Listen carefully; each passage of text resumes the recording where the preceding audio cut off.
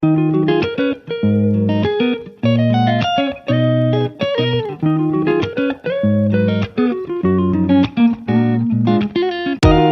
right, welcome, welcome, welcome, welcome. It's an amazing day today. I'm excited to have you here. Thank you so much for joining, tuning in from all around the world, wherever you are. I am Money Making Martha, and I'm here to empower women to make more money. How do you make more money, you'd ask? Well, it all starts first with a desire to want more, to be more, to have more. And yes, it is possible. So, on this show, as always, we have two segments. The first one, we look at the dynamics of making more money with a focus on habits that can impede our growth and the desire to make more money. While on the second segment, what we actually do is we look at practical steps that help us make more money. Now, our second topic in the second segment will be tackling debt. This is a very interesting one. You want to stay tuned all the way for that. And we have a guest who will be joining us for that later on. But right now, in this first segment, we're taking a look at the topic owning your fullness. And we have a very special guest from out of Canada. She's an ordained minister of the gospel, a well traveled speaker, singer, inner healer facilitator, and a best selling author. Ladies and gentlemen, well, ladies, let's welcome the very lovely Reverend Judy Paling. Hello, Rev. Welcome to the show. Thank you so much, Martha. I'm just so excited to be with you. Thank you. Absolutely. All right. So it's owning your fullness today as a woman. We're looking at that. And this Mm. comes from a place of knowing who you are as a woman and then allowing what you have to be a blessing to others. So, first of all, it's recognizing your gift and the value that you bring into this world. That's living life from a full place. The fullness of who you are begins to spill out on the people around us. Now, this is not ego, okay? We're not talking about ego here. We're not talking about arrogance. It's just grace personified, knowing who you are and stepping into that abundance. We all have something, something to give. And as women, it is our duty to recognize what gifts we have. Reverend, I want to ask you right away, what is your uniqueness? What have Wow. you I recognized? love your introduction. What have you Uh, recognized that life has graciously bestowed on you? Martha, I know that I have been given a heart of compassion and connection, a heart of care and great empathy and great joy. I've been described as an overcomer. Indeed, I accept that. And as an encourager. And my life's mission, Martha, I really believe, is to share good news in every form. And as you know, my faith is very paramount in my journey.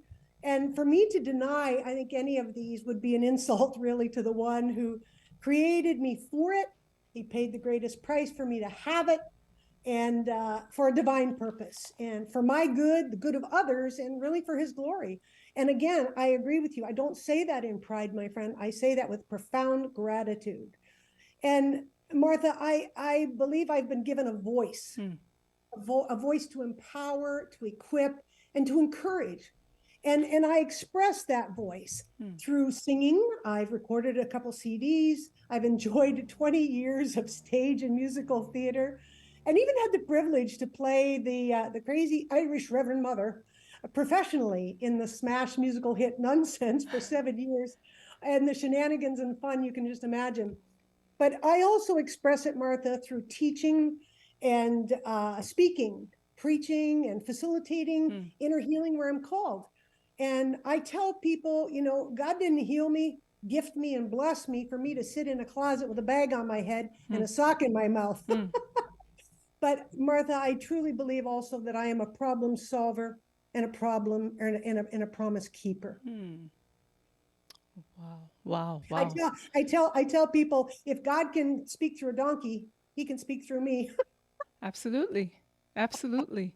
Absolutely. Oh my goodness. I love the way I'm looking at some of your words. You are someone, you said you share the good news. But what excites me most is that you are a woman who is colorfully living her life not just from one sphere of life, but you've mentioned two, three, four, five things that you are doing that you have found that this is your worth, and you are confidently sharing it with the rest of the world as an encourager, as a speaker, as a writer, not shying away from whatever it is that you feel you have. Even just being an encourager, sometimes that is very powerful, to know that this is who you are and you can just sit and hold space with someone and encourage them, bring them out of whatever it is they might be going through. Um, Mhm. that's beautiful. It's beautiful when we recognize who we are, what we have, the value we have, and being able to, from a full place, pour confidently into the lives of others. Now, the best of us all go through seasons where we, doubt our greatness and we feel we have nothing to offer. Were there times or seasons in your life where you doubted your uniqueness? And how did you spin out of it? Wow, that's a great question. And Martha, yes, there were. And I mean, I've had some great challenges in my life, as we all do. Believe it or not, I'm an accidental childhood hanging survivor. I Oh. mean, not the kind of thing that you sit around at the coffee table, but that is true. And the trauma that was stored in my brain and body for over 60 years. My grandmother was actually in her garden. We lived on the farm, so you can imagine the garden was far, far away, and she ran from her garden across the yard to the end to end a driveway to the tree to cut me down with her gardening shears. I was talk about uniqueness. I just need to share it. I was a tomboy, Martha, growing up. I wanted to dress like a boy. I wanted to play like a boy. I didn't like girl dolls, but I loved my farm set and my boys' toys and my talking beanie boy Hmm. Hmm. Hmm. and my green corduroys. My dad had a term whom I absolutely adored. And my dad had a term of endearment for me, Martha, and it was Pete. Hmm. Pete. Hmm. I thought I liked all those things, and I did. But later in my healing journey, Martha, the Lord revealed that I was seeking to maintain my daddy's love. Isn't that amazing? Oh. And yet, Oh. and in my journey, God affirmed, who He created me to be, and I've embraced that ever since. When I was 26 years old, I mean, wow, I was a victim of medical malpractice that has impacted the last 42 years of my life, my friend, with no compensation, and continues to impact my life today. Yet, Martha, God has given me purpose in my pain. Hmm. And even at 36 years old, I was dreadfully ill, and my little girls, my daughters, were only 1, 3, and 5. And my sister went home to plan my funeral, Martha. Oh. I was so ill, I didn't even know the names of my two best friends. I did things to this day that I absolutely have no memory of whatsoever. And my husband and my sister in law did not share with me for much, much, much, much later. But just one little example, strange as it may be, my Hmm. friend. Apparently, I left the house one evening and I drove down to my sister in law's down the road. We're in the country. And apparently, I walked into her house and I said hello to my little nephew and walked around the table, if not 10 times, 50 times. And I proceeded to go upstairs and make her beds. I mean, how could I do such totally irrational things that to this day, 33 years later, Martha, I have no memory of at all. I was one sick cookie. And I mean, I cried for months over those totally bizarre lost accounts. Hmm. Where was my life headed? And where was my uniqueness then?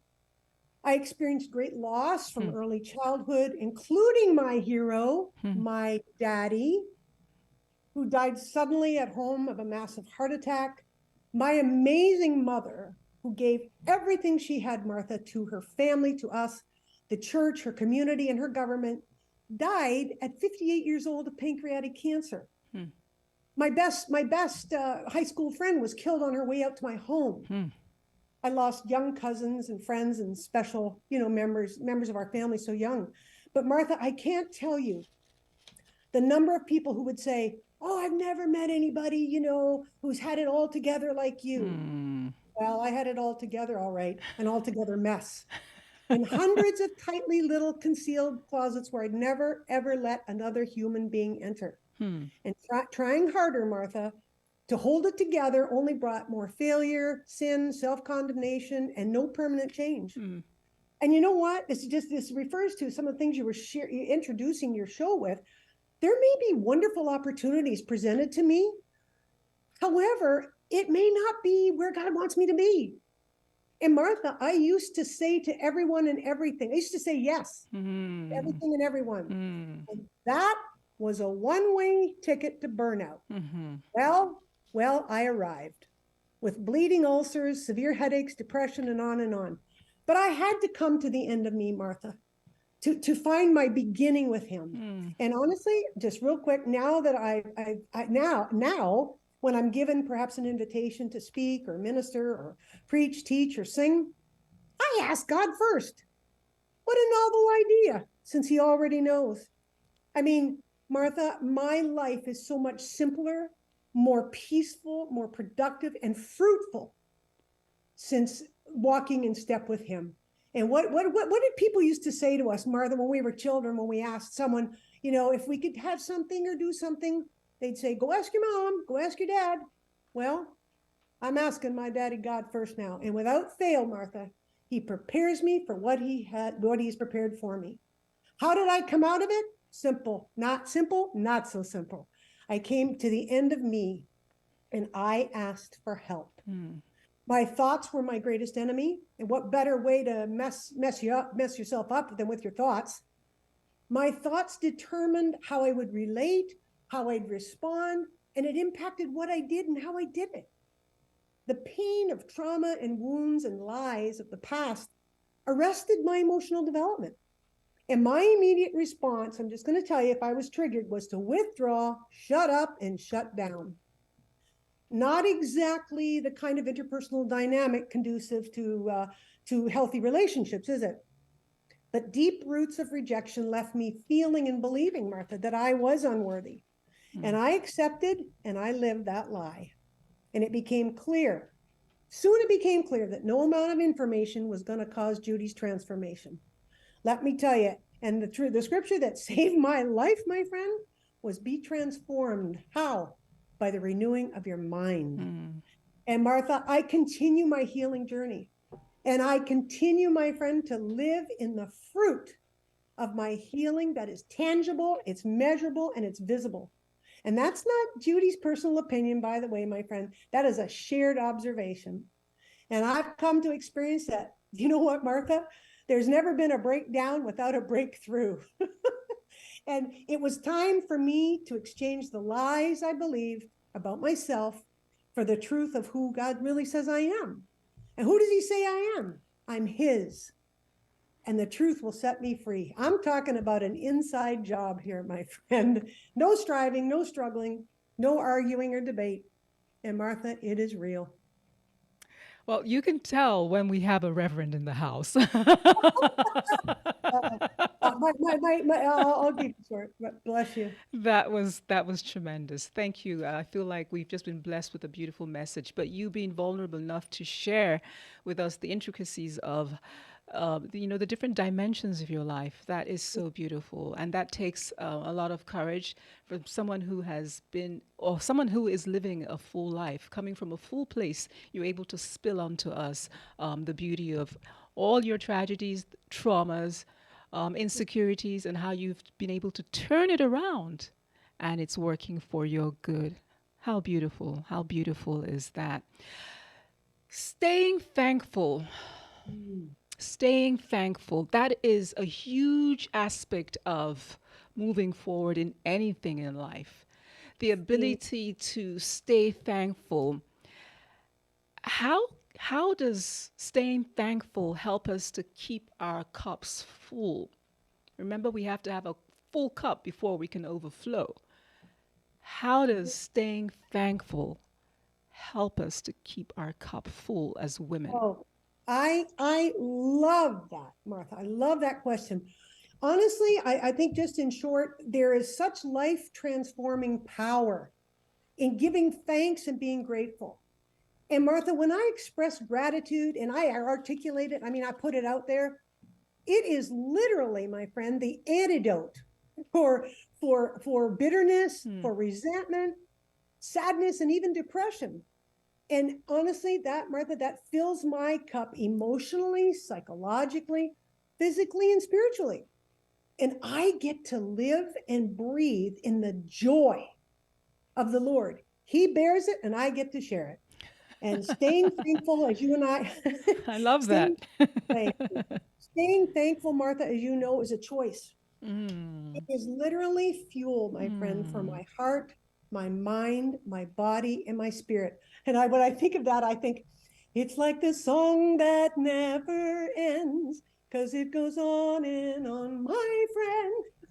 Beautiful, You know what beautiful, I mean? But beautiful. in keeping my cup full, Martha, I have more energy, I Mm. have more stamina, and I mean, I can just scare myself, you That is know. beautiful. But that's what's important to me in keeping my cup full. That is so beautiful. You have such a beautiful, full heart. I can feel it spilling over. And even just as you were singing, I felt the beauty of those words and Mm. the spirit from which it was coming from. And what I love about you is unashamedly, you are just pouring. And that's what it is. That's what it means to be able to own your fullness in all strength, in all power, in all authority. Be able to stand confidently in the grace that you have been given. And as you stand there, it's like having a light and shining it, and then it gives others permission to shine their lights too. So thank you. Thank you so much, Judy. You are such a beautiful soul. Now, Thank part you. of owning your fullness is pouring out onto others from the fullness of your cup, which is what I'm just saying. Now, if we don't, there's that tendency to become stagnated, so, and a lot of people do that. We have situations where out of fear, timidity, inhibitions, situations just keep us from holding back, I mean, from giving all that we can and are able to. Can you just share with us some of the examples that might help our listeners? I can, Martha. One that seriously just vividly comes to mind, Martha, is one of our daughters and her husband were missionaries, in different parts of the world, but their hearts, however, were truly in the Philippines. And a dear Filipino missionary, a friend of theirs, who is a brilliant nurse, she's an incredible teacher and leader, leads a remarkable mission, for example, for the Manyan people in Mindoro. They are the forgotten race. Hmm. And there are actually 11 families in this particular village that our friend is responsible for. And they struggled to feed themselves, Martha. They had no clothes, Hmm. so they couldn't even go to town. Hmm. No roofs, just, thatch coverings over their head. Didn't do much to protect them from the elements, you can imagine. Hmm. And the needs seemed insurmountable. And our friend obviously has given her life in every way to be the voice for these precious Manyan people in helping to restore their dignity and purpose. Hmm. Now together with others sharing the fullness of their cups, my friend in the Philippines and her team literally have taught them, the Manyan people, how to work together, Hmm. how to plant and grow their food, how to harvest and cook it. Honestly, even how to build homes Hmm. for their entire village. And though primitive, Martha, they have a clean water system. And I cried like a baby when my friend sent me that video. And Hmm. together, Together. they were taught to build a school Hmm. for the children with roofs again over their head to protect them from the elements. They built an education center where a couple of people, maybe from each family, would come to regular workshops and where they would, be taught necessary life skills and skills to create beautiful wares. And they could go back to their families and teach them, but they could sell their wares, Martha, in town because they had clothing. One quick little story. This is the one that literally tipped my cup and said, "Wow, I have to be a part of this." When my daughter was a missionary there a few years ago, She shared that there was one pot hanging in the center of this village to cook whatever food they could find. When that pot was returned to that hook, then another family could come and they'd take the pot. That image was etched in my mind, Martha, Wow. and broke my heart. There was only one question to be asked. How could I help? How could I share from the fullness of my cup? And I just shared with you what had happened. But you know what? You're so right. How many people say, I want to help, but they don't know how, and no one has defined HELP. So they give up before they even ask the question. So my missionary friend sent me a list of priorities and needs for that village. So you can bet what I did. I invited my friends to be a part of the journey. Some donate monthly, others annually. I coordinate the donation. I do the legwork and send to the organization on their behalf. I send the videos and the progress reports and the photos to the supporters of these precious Munyan people, the development they're making. And I'm telling you, Martha, our hearts literally explode watching their journey and their development, being a part of their lives, sharing from the fullness of our cups, witnessing their dignity being restored and finding purpose. And I may personally not have all the money, Martha, that's needed, but together we are making a difference and making life-changing impact. I've never witnessed such profound gratitude than from these precious people. And doesn't it just affirm, Martha, the acronym TEAM, where together everyone achieves more? And it's just a simple way to pour, was it my simple way to pour from the fullness of my cup. And Martha, they even named the second floor of their education center the Canada floor. I cried like a baby. But Martha, I'm not called to ponder my faith. I'm called to practice it. And on the home front, as you mentioned, I facilitate an inner healing transformation prayer ministry to people of all ages, men, women, teens, and children. And that inner healing transformation ministry landed me as far away as Australia and New Zealand. I do not charge a penny. I share from the fullness of my cup, from the very ministry that transformed my own life, It Martha. gives fullness of satisfaction. It is rewarding when you are doing what you are called to do, whether there's a profit or not. It's the satisfaction that you get, and that's the reward, and that's what makes it worth it. And I love what you said about, just the team effort. We need each other. We are, together we are more. Together we go further. They say community grants us immunity from, all things in life, all lower frequencies in life. So it's important. I just want to say thank you so much for sharing that. But we're going to take a quick break and we'll be right back with some more of our Reverend. This is Money with Martha. We are women making money. Don't go anywhere now.